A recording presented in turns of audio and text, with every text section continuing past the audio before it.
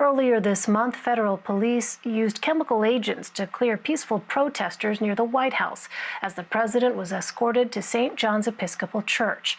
He held up a Bible for 10 minutes and took photos. The move was met by criticism from many religious leaders. One person who has spoken out is the Reverend Dr. William Barber. He's the author of the book, We Are Called to Be a Movement, a challenge to bring change by coming together. He also leads the Poor People's Campaign, and he's also the co-chair of the Poor People's Campaign and the president of the organization Repairers of the Breach. He joins me now. Thank you so much for being with us. Thank you. You recently you co-wrote an op-ed in the Washington Post about the president's photo op, calling his use of the Bible obscene. Why were you so offended by that? Thank you so much. I actually wrote that op-ed with a dear friend of mine, Reverend Jonathan Hartgrove, who used to be a part of white evangelicalism and has since left it because he recognized that the focus was more about race than it was about the religion of Jesus Christ. What was so offensive and should be offensive to all people in this country is, first of all, the president using the military, using tear gas on nonviolent protesters. That harkens back to the days of George Wallace and Bull Connor. And then for him to argue that he is promoting law and order, again, that harkens back to Bull Connor and George Wallace, who said they were about law and order. Then he goes over to the church. He does not pray. He does not repent.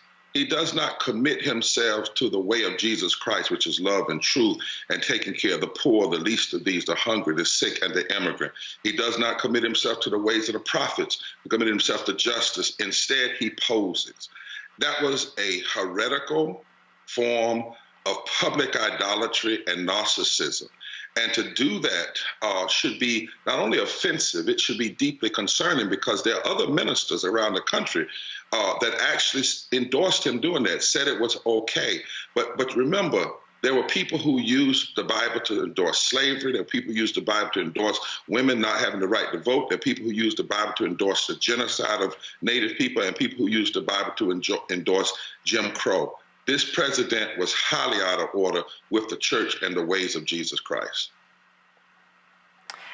The House, as you know, held a hearing today on COVID-19 and its impact on voting rights, and we've seen the virus's disproportionate impact on Black and brown communities. Are you concerned about people being able to safely vote? Deeply concerned. First of all, before we ever had COVID-19, we had many legislatures, particularly in the South, engaged in racist voter suppression. The courts have called it surgical racism. I come from a state. We had a 6-year battle against surgical racism and through voting. We also know that ever since 2013, June 25th, 2013, 2,544 days ago, McConnell and Republicans have blocked fixing the Voting Rights Act. We know that states were already trying to suppress the vote. We know that Trump won Wisconsin in 2016 by 30,000 votes, but we know 250,000 votes were suppressed, according to a book entitled Give Us the Ballot. So now, in the midst of COVID, people having to risk their lives to exercise their right to vote. When we could change that is unjust.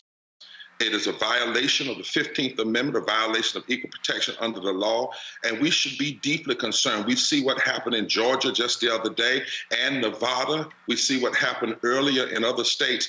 This should be concerning for us, and for Republicans not to be willing to join with Democrats and fix this problem means that they are just as much to blame as Trump. They're engaging in just as much racism as Trump, because voter suppression is about racism. It's targeted at Black people, but voter suppression undermines our democracy. And voter suppression also has what I call a DM, a death measurement. Because when people get elected through voter suppression, most of the time the people that get elected that way, they're against health care, they're against living wages. And when you deny health care and deny living wages, you actually cost people their lives. I want to look ahead to June 20th. That is when you are hosting the Mass Poor People's Assembly and National Moral March on Washington. Now, the virtual event will focus on issues like police misconduct, poverty, and the coronavirus. How will a virtual march work, and what are you hoping to accomplish? Well, actually, we had planned to have a mass Poor People's Assembly moral march on Washington in person on Pennsylvania Avenue, and then the coronavirus hit. Our focus is really on systemic racism in all of its forms: systemic poverty, ecological devastation, the war economy, and the false moral narrative, religious nationalism. We are building a moral fusion coalition: black, white, brown, red, yellow, people of faith, people not of faith, gay, straight, Jews, Muslims, Christians, all people coming together saying there are 5 interlocking injustices we have to address: systemic racism, systemic poverty, and we're showing this country that, for instance, there are 140 million poor and low wealth people in this country. That's 43% of this nation. 700 people die every day from poverty, 250,000 people a year. On June 20th, we sent out 50 million invites for America and around the world to come, not to hear me, but to hear white coal miners from Kentucky and white farmers from Kansas that are suffering through poverty, along with black people from Mississippi and Alabama, who will give their stories, who will tell their pain before COVID, during COVID, but will also offer up an agenda, because we must turn the marching in the street to a mandate for an agenda. They will lay out a budget and they will declare that America has to address these 5 interlocking injustices. We have people like David Oyelowo, who played Martin Luther King in Selma, Erica Alexander, who used to play on Living Single, Vice President Gore, Jane Fonda, but they're not coming to speak. They are coming to introduce poor and low wealth people of every race, creed, and color who will tell their stories, make their demands, and say, we are going to lift our voices, show our faces, and we're building power, registering people to vote. Because we've done a study that shows if you register 15% of poor and low wealth people of every race, creed, and color around an agenda, they can fundamentally shift the politics in this country. You're also giving a sermon this Sunday at the Washington National Cathedral, and the focus of your address will be about healing the nation. With all of the challenges facing our country today, how do we move toward and achieve that goal? Well, the first thing is we have to face it. I think the hope is actually in the mourning we see in the street, that people are saying, listen, we can't continue this way. And not just around police violence. That's one part of racism. That's one part of the injustice. But denying health care causes death. Denying living wages causes death. Poverty causes death. Ecological devastation causes death. Putting more money in the war economy than we do in helping lift up infrastructure and education and healthcare creates death. And so we have to face it. Secondly, we have to say it's not just Trump. We can't blame it all on him.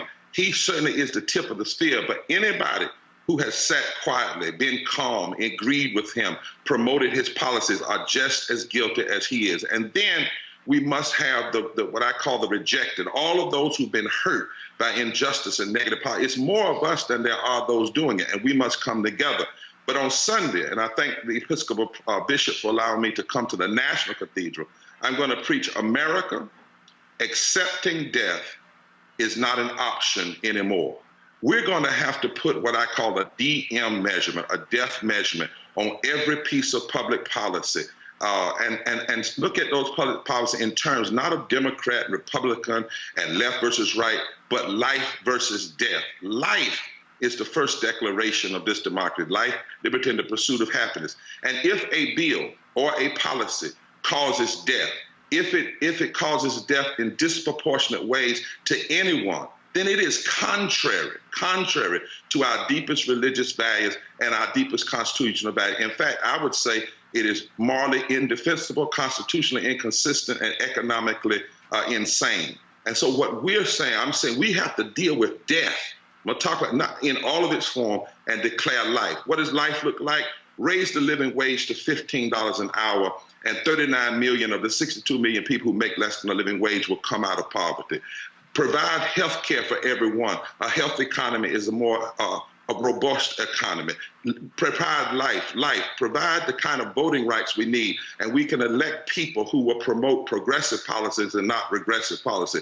America has a decision. Will we choose life or will we choose death? And the mourning in the street is actually the hope, because the mourning and the crying and the protest is telling us what we need to do, and that the time to do it is right now. Reverend Dr. William Barber, thank you very much for taking the time to talk to us. Really appreciate it. God bless you, and thank you so much.